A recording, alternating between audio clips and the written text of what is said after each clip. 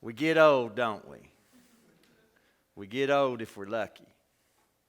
And I'd like to start by just remembering all the people who didn't get to get old. 2002, OxyContin was cutting a swath through our community. Young people dying, sweet people dying, funny people dying before their time. And so my community college students and I wrote a grant, and we got $150,000 to make art to help our community deal with it, to deal with the opioid crisis, as they call it. And so we went out and started talking to people. And one of the things that came up quick was this stuff about shame. People were ashamed. They'd never had a narcotics addict in their family. And so they were dealing with it inside the house, inside the family. And so the other thing, because we were interviewing people about their whole lives and not just about their problems, we heard a lot of stories about floods. Because it floods in eastern Kentucky. Narrow valleys, water come up quick. And so one of the things we heard was that in a flood, people will put aside their differences, pull each other out of the mud. And so that became the metaphor for what we were trying to do with our art project, is that we should deal with this drug abuse crisis like a flood and come together. And so we started working on a play, which eventually was called Higher Ground. And we worked with a playwright named Joe Carson, now gone. And she is the one that kind of hit on that metaphor of the flood. And she was one of just a bunch of artists that we worked with that were used to working with non-professionals that helped us shine. We had 80 people in our first play. And our community had never seen 80 people. They'd never seen an OxyContin musical before. And I remember our music teacher, Ann Schertz, she brought in one of her students who wrote a song. His name was Justin Taylor. And the song included the line, "Better you find my devil, Lord, than to take my pain away." And all 80 of us sang it together, choreographed. And what I remember was singing that song. And I hate to sing. I hate theater. That's a whole nother story. But I remember the children singing. Their little high, thin voices singing that, "Better you find my devil, Lord, and take my pain away." Thought about all the children I knew that were doing without, were having to hide food and other things from their parents so they wouldn't sell them, get more pills.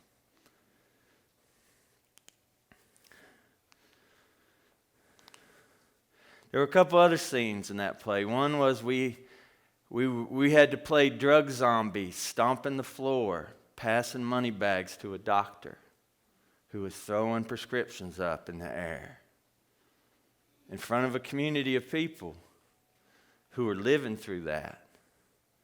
And I remember we had a scene where a woman says, "I'm from a good family. We never knew hard times. Parents had a job, big into church. I married a good fella, both had jobs.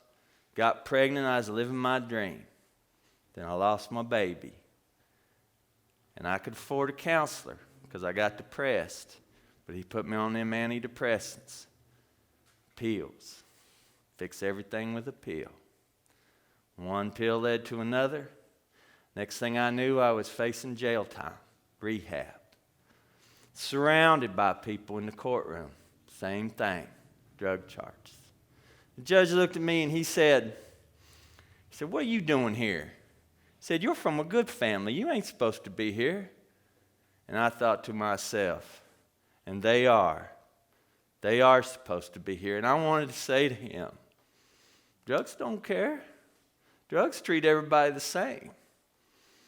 And one night that judge came to our show. And the youngin' that was playing that part, She didn't know who he was. She didn't ever get in no trouble. And she turned right to him and said that to him. Drugs don't care who you are. Drugs treat everybody the same. And I was standing with a woman in the cast who was battling addiction, who'd come from a good family, that was best friends with that woman that had said that originally.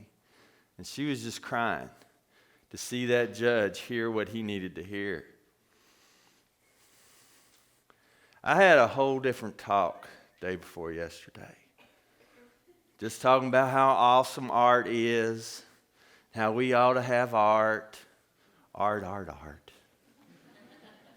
But Friday morning I was visited in the wee hours by all the people we'd lost. And I saw the faces of all the people I knew that had to go to rehab or had gotten out of drugs on their own.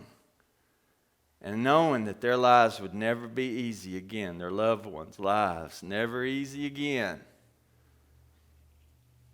And I felt a river of grief flood its banks, come up over the pasture, just grief all over the country. And I thought of our cast, because Higher Ground has done 7 plays now, fun ones, sad ones, but always dealing with what's going on. And we're doing a play right now about needle exchanges and why they're good for the community, but really more to the point, about the basic humanity of addicts. And are they worthy of our care and concern? But the cast, we get invited. We're getting ready to do in Berea. We're going up to Ohio to do it. But the cast, some of them say, we are so tired of this opioid story. That this is the story. They know that it's the most important story for us to tell. But is it going to be the story that defines us? Because there's so much more to the world than that. And there's so much more to us than that. At the end of that first play, Justin's character dies, loses his struggle. And his widow says,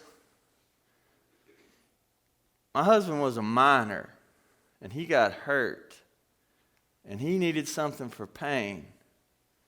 And who knew how addictive that stuff was? We didn't know.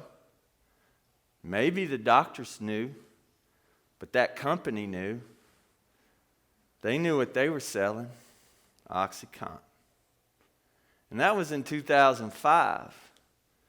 And now it's starting to come out that that company might have known. They might have known how addictive that stuff was and told our doctors it wasn't. I'll tell you something else that company knows. They know the value of art. They know that art matters because the people that come up with that drug, their name is on art museums from one end of this country to the other. They know art matters. But the question that's still out is, do we matter? Because what they've done seems to me like the opposite of taking care of each other. It seems the opposite of community. I think that money that was made off of OxyContin ought to come back. It needs to pay for art, all right, but it needs to pay for our art. It needs to pay for our rehabs. It needs to pay for our community development. And the community development of every community that was crushed by that drug. There ain't enough money in the world to make it right. But that's our money. And they need to give it back. Thank you.